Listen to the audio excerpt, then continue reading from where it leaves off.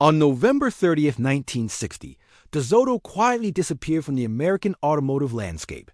There was no national announcement, no farewell campaign, no tribute to decades of engineering and loyalty. The name simply stopped appearing in brochures, stopped arriving at dealerships, stopped being spoken by salesmen with confidence. Officially, the explanation was simple: declining sales, market pressure, changing consumer tastes. But explanations like that only work when they match the evidence. And in DeSoto's case, they don't. Because DeSoto did not die suddenly. It faded while still being useful. It disappeared while still being capable. And most disturbingly, it vanished at a moment when other brands no better positioned, no better engineered, were allowed to survive. So the real question isn't why DeSoto failed. The real question is why DeSoto was allowed to fail. In the late 1920s, the American auto industry wasn't driven by chaos. It was driven by structure. Manufacturers didn't just build cars, they built ladders. Each rung served a specific buyer at a specific moment in their life. Walter P. Chrysler understood this better than most. Plymouth existed for first-time buyers, families watching every dollar.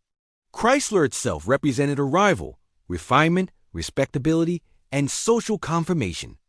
But between those two worlds sat a wide, profitable space that General Motors was already exploiting. Pontiac and Oldsmobile thrived in that middle ground.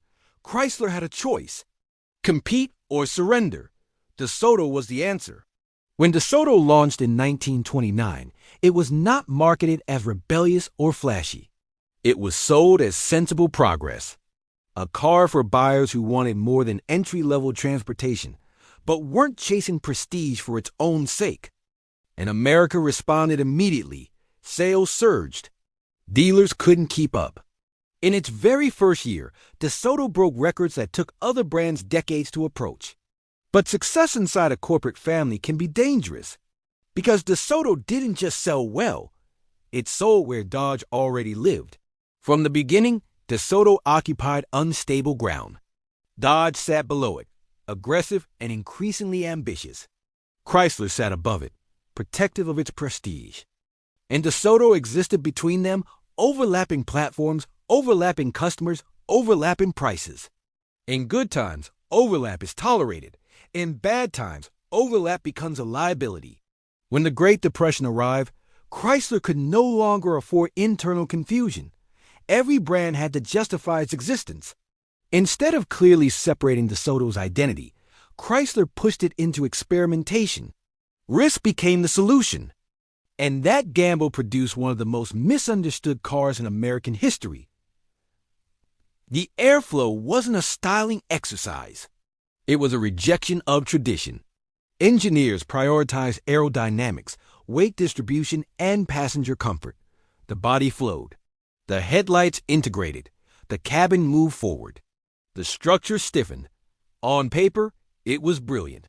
In reality, it terrified buyers. Americans in the 1930s didn't want to be reminded that the future was uncertain. They wanted familiarity. They wanted reassurance. The airflow offered none of that. Sales collapsed almost immediately. For Chrysler, the damage was survivable. For DeSoto, it was catastrophic. Dealers lost confidence. Buyers hesitated. And a young brand that needed consistency instead became associated with risk. DeSoto didn't just lose sales. It lost momentum. After the airflow failure, DeSoto retreated. Designs became square. Styling became conservative. Engineering focused on durability rather than excitement. Inline-six engines dominated the lineup, dependable, serviceable, and unremarkable. During World War II, DeSoto proved its value as an industrial asset, building aircraft components and military hardware. After the war, it returned to civilian life with a clear message: reliability. And for a moment, that worked. But post-war America changed faster than DeSoto did. Power became identity. Styling became emotion. Cars were no longer just transportation. They were statements. And DeSoto became known for something dangerous: being sensible. Durability is a compliment until it becomes your entire personality. In cities like New York, DeSotos filled taxi fleets. They ran endlessly. They survived abuse. They earned trust. But they also lost romance. Once the public associates a brand with service duty, it becomes difficult to imagine it as a dream. DeSoto didn't fail mechanically. It failed symbolically. By the mid-1950s, Chrysler recognized the danger. Virgil Exner's forward look wasn't a refresh. It was a resurrection. Lower, longer, wider, emotional. Suddenly, DeSoto looked modern again. The FireDome and Fireflite introduced Hemi V8 power. Push-button transmissions turned driving into ritual. Interiors felt theatrical rather than utilitarian. Sales surged. Showrooms revived. The brand briefly reclaimed relevance. For a moment, DeSoto felt young again. But the revival arrived just as Detroit lost its restraint. By the late 1950s, the industry entered a styling and horsepower arms race. More fins, more chrome, more numbers. DeSoto responded with a split strategy. The Adventurer represented performance and prestige, aggressive styling, Hemi power, torsion bar suspension. The Firesweep served as a bridge, affordable, flexible, meant to protect volume. But split strategies only work when a brand has protected space.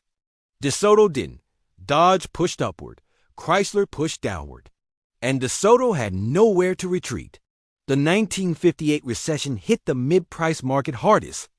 Buyers retreated to safety, either cheaper cars or brands with unquestioned prestige. At the same time, Chrysler rushed production. Quality suffered.